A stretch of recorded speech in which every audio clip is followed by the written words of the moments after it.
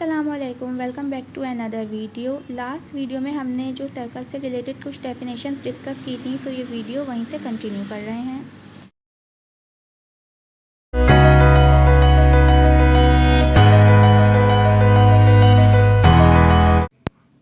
Next definition है हमारे पास कॉमन टेंजेंट।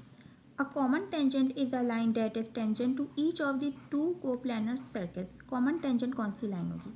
दो सर्कल्स हमने लिए, एक का सेंटर पॉइंट है O1, एक का सेंटर पॉइंट है O2। इन दोनों सर्कल्स को जो एक लाइन इंटरसेक्ट करेगी, दोनों सर्कल्स के एक एक पॉइंट को टच करते हुए इंटरसेक्ट करेगी, वो कहलाएगी common tangent to both of the circles. क्योंकि सर्कल्स दो हैं और लाइन एक है, लेकिन दोनों सर्कल्स के एक एक पॉइंट पे इंटरसेक्ट कर रही है, सो इन दोनों सर्कल्स के कॉमन टेंजेंट कहलाएगी ये line. Now common internal tangent.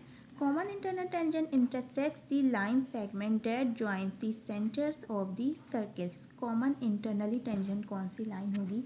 वो लाइन जो सर्कल को इंटरनली इंटरसेक्ट करेगी। किस तरीके से करेगी? दो सर्कल्स हमने लिए, एक का है सेंटर पॉइंट O1, दूसरे का है सेंटर पॉइंट O2। इन दोनों के सेंटर को मैंने डॉटेड लाइन से ज्वाइन किया हुआ है।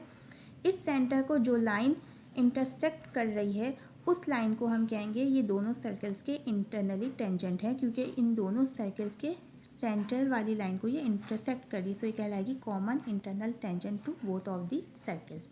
Now common external tangent.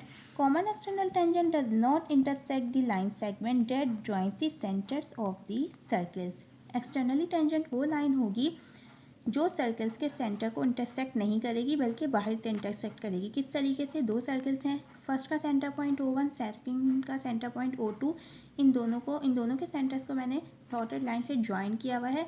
अब इन दोनों सर्कल्स को जो लाइन इंटरसेक्ट कर रही है, जो इन दोनों सर्कल्स के टेंजेंट है, वो सेंटर से नहीं इंटरसेक्ट कर रही है, बल्कि दोनों सर्कल्स के एक एक पॉइंट को टच करते हुए इंटरसेक्ट कर रही है, सो ये लाइन कहलाएगी common externally tangent to both of the circles.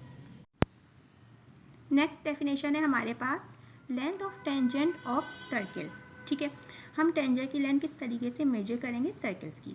यहाँ पे सबसे पहले डायग्राम में हमने एक सर्कल ड्रॉ किया। सर्कल की अपर बाउंड्री पे हमने एक पॉइंट लिया, जिसे हमने ए का नाम दिया। लोअर बाउंड्री पे एक पॉइंट लिया, उसे हमने बी का नाम दिया। इन दोनों पॉइंट से हमने एक टेंजेंट ड्रॉ कर ली, जो कि सर्कल के एक एक पॉइंट को टच करते हुए ड्रॉ की। उसके बाद इन दोनों टेंजेंट को हमने एक पॉइंट पे मिला लिया, जिसे हमने पॉइंट पी का नाम दिया। इस पॉइंट को पॉइंट ऑफ कांटेक्ट भी कहते हैं। ये हमारे पास अपर पॉइंट है, ये हमारे पास लोअर पॉइंट है। सो हम P to A जो भी लेंथ होगी वो मेजर करेंगे, P to B जो भी लेंथ होगी वो मेजर करेंगे। सो हम इसे कहेंगे length of tangent of circles. इस तरीके से हम सर्कल्स के टेंजेंट की लेंथ मेजर कर सकते हैं, जैसे कि डेफिनेशन में हमारे पास है the length of a tangent is equal to the length of a line segment with endpoints as the external point, that is A and B, and point of contact. Here PA, PB are the lengths of the tangent to the circle from an external point, that is also called point of contact P. Next definition है हमारे पास circle circle of a triangle. Simple, हम इसे दूसरे अल्फाज में ये भी कह सकते हैं circle attach to a circle. उसके बाद हम इसे एक्सप्लेन करेंगे। सो सबसे पहले हम डायग्राम चेकआउट करते हैं कि डायग्राम में किस तरीके से एक्सप्लेन हो रहा है। डायग्राम में हमने सबसे पहले ट्रायंगल ड्रॉ किया। तीनों वर्टिसेस को ट्रायंगल के हमने नाम दिया ABC। अब हमें एक सर्कल इस तरीके से ड्रॉ करना है कि तीनों वर्टिसेस को टच करते हुए ड्रॉ करना है। सो हमने एक सर्कल भी ड्रॉ कर लिया जो ट्रायंगल के तीनों वर्टिसेस को पास करता हुआ हमने ड्रॉ किया। ट्रायंगल और सर्कल दोनों के सेंटर पॉइंट को हमने O से रिप्रेजेंट किया है, रेडियस को हमने कैपिटल R से रिप्रेजेंट किया। ये ट्रायंगल और ये सर्कल का कॉम्बिनेशन है, सो हम इसे कहते हैं circum circle of a triangle. इसकी डेफिनेशन है अ circle which passes through all the vertices of a triangle, that is ABC, is called the circumcircle or circumscribed circle of a triangle. The center of this circle is called the circumcenter and the radius is called the circumradius and is usually denoted by capital R. Next definition है हमारे पास inscribe circle of a triangle, that is also called incircle. सबसे पहले definition से start करते हैं। A circle inscribed within a triangle so as to touch each of its sides is called the inscribed circle or incircle of a triangle. The radius of incircle is called the inradius, denoted by small r, and its center is called the incenter, denoted by capital I. Inscribe centre means circle के triangle के अंदर हमने circle draw करना है क्योंकि ये scribe circle है। Triangle हमने ड्रॉ किया, वर्टिसेस को नाम दिया ABC। ट्रायंगल के अंदर हमने एक सर्कल ड्रॉ कर लिया। ट्रायंगल और सर्कल दोनों के सेंटर को हमने नाम दिया है कैपिटल I और इसके रेडियस को हम रिप्रेजेंट करेंगे कैपिटल R से। सो ऐसा सर्कल जो ट्रायंगल के अंदर ड्रॉ होता है, सही, और ट्रायंगल और सर्कल का जो भी सेंटर होता है, जो भी रेडियस होता है वो सेम होता है, वो क्या रहेगा, square circle of a triangle, जो इसके तीनों वर्टिसेस से पास होके गुजरेगा। नेक्स्ट हमारे पास जो डेफिनेशन है वो है square circle of a triangle that is also called E circle.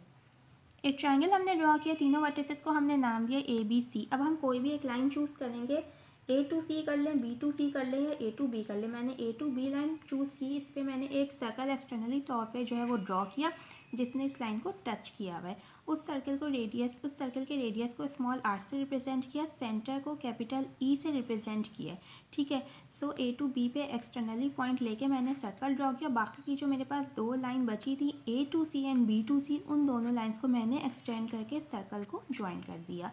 So basically square circle क्या होता है कि एक साइड को एक्सटर्नली जो है वो टच करता है, बाकी दो साइड्स को इंटरनली टच करता है।